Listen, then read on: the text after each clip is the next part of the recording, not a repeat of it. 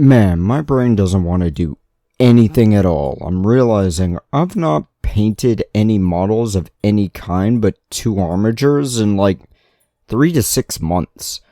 I have so many things to paint too. So, what's your idea then, David? I think I'll just start better managing my time, recording earlier, editing a day or so later, writing earlier, and giving my days off to paint, I guess? I don't know if that'll work easier or not. I meant for today, you're writing this so you have an idea of what you're doing, right? Oh yeah, actually, my buddy bought a bunch of PDFs on itch.io. I think he said he bought close to 450 games for a total of $5. So I'm going to review one of the things he sent me today. I'm sorry, 450 games for 5 thrones? That's an insanely good deal. How did that happen? itch.io is often just a website where people throw little fun projects they did in their free time, not things they intend to make their main income. Most that do want to make a profit know they aren't exactly high quality products, or have some majorly stiff competition, so they tend to keep them on the cheap. Of course, you also run a risk of malware being posted on the site, but it seems to have at least a decent handle on that. Not great, but decent, so be careful when working itch.io. Huh. Seems like a major risk. Of course, about a single cent per product is still insanity. What's the specific game you'll be reviewing? Yeah, absolute insanity, but this game is called Pathwarden. Reads pretty straightforward, but looking over it, this game gives a better explanation than many professionally written games. So I'm thoroughly impressed with this guy. Who wrote this anyway? Some company named Ghostspark and Ravenhaunt? Apparently with some help from the Pathfinder Infinite and RPG Creation Discord servers, so expect some similarities there. It was written in 2023, so I don't know if these guys will know anything about first edition Pathfinder. Honestly, this seems to be pretty well made, almost looks professional really. There's a lot of names listed in its creation, and that actually kind of worries me. Too many cooks in the kitchen, in my opinion. Now, the book starts on page 4 and tells you what you'll need, what this game is themed around, and even how and what roleplay is. It called the GM the Lore Warden, abbreviated to LW. Don't really care for that naming, but I get it at least. Needings are pretty standard. This book, a sheet, some dice, nothing special.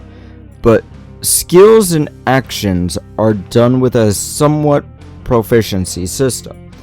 This should not be confused with the 5e idea, as it looks like you'll put so many points into skills to make yourself go from untrained to trained, expert, and master, increasing the skill boost by +2 per level beyond untrained. Looks like items and spells also adds to certain situations.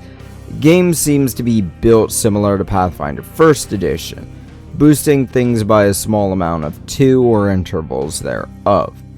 Now, nats of 1 and 20 are the par for the course sort of thing, auto fails and successes. You know how it goes. Hero points are a thing though.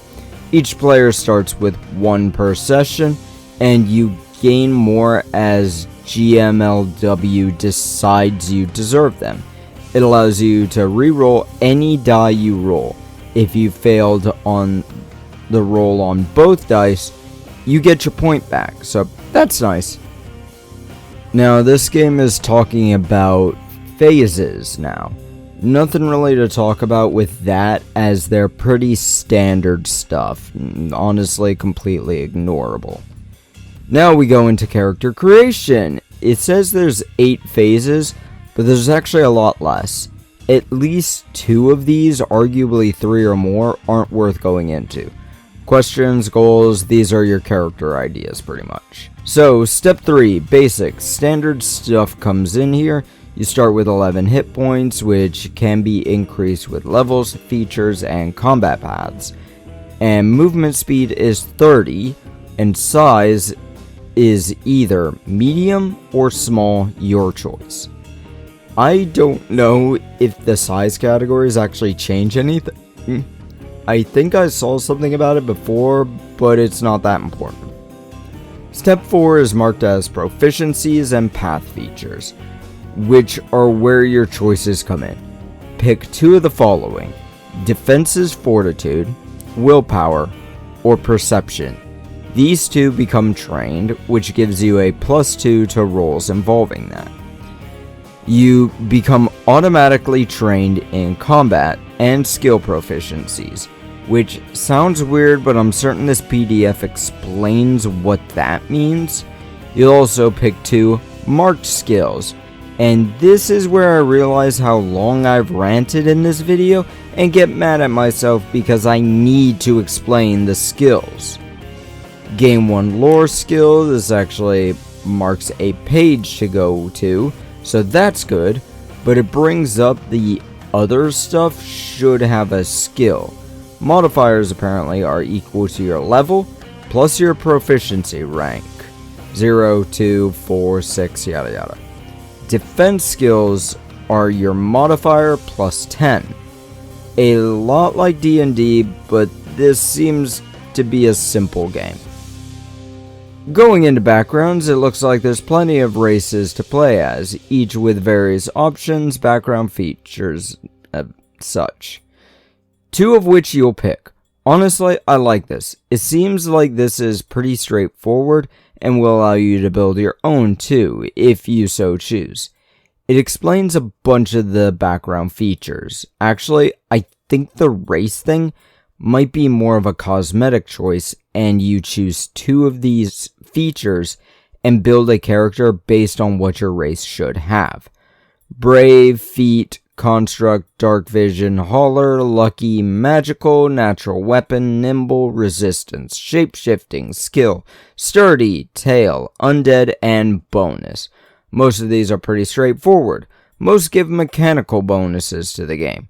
Bonus actually tells you to customize a feature, which is nice. Next, we go into path points. You get 4 points to spread between combat, magic, and skill paths. Each of these has a page marked for them that you can go to, and each has some stuff that's unique to it. Looks like skill is good for exploration and world actions. Combat and magic are fairly obvious. Next to last is boons and feats. Feats appear to be abilities tied directly to the path points spending. Boons essentially unlock parts of the path, which unlock more feats. So this ties directly to the path point spending, essentially working like old skill trees in old World of Warcraft. Man, I compare a lot of TTRPGs to World of Warcraft, Cataclysm and earlier. To be fair, the idea behind it was nice. The multiple trees that can be dipped into, leading to certain builds and such. In an ideal system, each build is entirely viable and fun. Not easy in a video game, very easy in a TTRPG. Last up is equipment. You get 10 gold pieces, equivalent to 100 silver pieces, equivalent to 1000 copper pieces, and can spend them as you'd like. Some builds can and can't use certain things, so keep an eye out for stuff like that. Now, this ain't a bad game. I wouldn't call it great, but it's at least good, you know? I'll give this game an 85%. It's a simple game, though there are some issues I have with it.